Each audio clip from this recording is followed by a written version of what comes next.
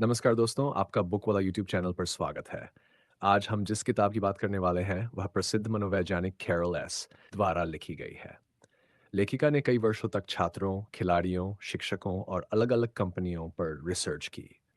उन्होंने देखा कि एक जैसी क्षमता होने के बावजूद कुछ लोग असफलता के बाद टूट जाते हैं, जबकि कुछ लोग असफलता से सीखकर और ज़्यादा मजबूत बनकर आगे बढ़ जाते हैं। इसी अनुभव और शोध के आधार पर उन्होंने ये किताब लिखी ताकि लोगों को यह समझाया जा सके कि असली फर्क प्रतिभा का नहीं, बल्कि सोच का होता है। इस किताब का मुख्य विचार यह है कि इंसान की सोच दो प्रकार की होती है। पहली सोच ये मानती है कि बुद्धि और क्षमता जन्म से तय होती है। ऐसी सोच रखने वाला व्यक्ति जब किसी काम में असफल होता है, तो वह मान लेता है कि वह उस काम के योग्य नहीं है। इस कारण वह नई चुनौतियां लेने से डरता है, क्योंकि उसे अपनी छवि खराब होने का डर रहता है। धीरे धीरे वह कोशिश करना कम कर देता है और अपनी प्रगति को खुद ही रोक देता है। दूसरी सोच ये मानती है कि इंसान सीख सकता है, अभ्यास से बेहतर बन सकता है और समय के साथ अपनी क्षमता बढ़ा सकता है।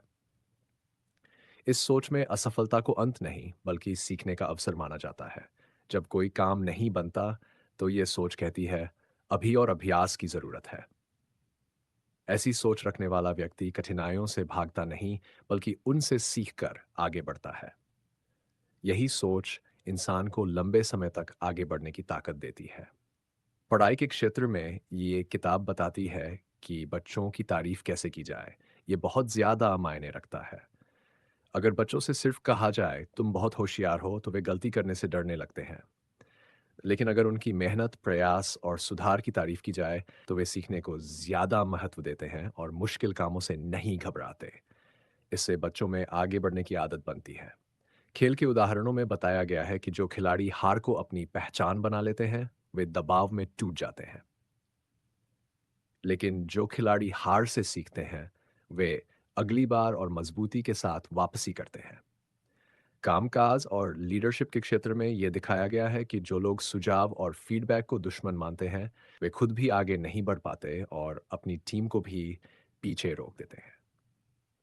जबकि सीखने वाली सोच रखने वाले लोग फीडबैक को अपने सुधार का साधन बनाते हैं और लगातार बेहतर होते जाते हैं। रिश्तों के बारे में ये किताब सिखाती है कि अच्छे रिश्ते अपने आप नहीं चलते, बल्कि उन्हें समझदारी और कोशिश की जरूरत होती है। अगर हम मान लें कि रिश्ता हमेशा अपने आप अच्छा रहेगा, तो छोटी सी समस्या भी बड़ी लगने लगती है। लेकिन जब हम ये समझते हैं कि रिश्तों में भी सीखना और सुधार जरूरी है, तो रिश्ते और ज्यादा मजबूत बनते हैं। बातचीत करना, एक दूसरे की बात सुनना और अपनी गलती स्वीकार करना, ये सब सीखने वाली सोच का हिस्सा है।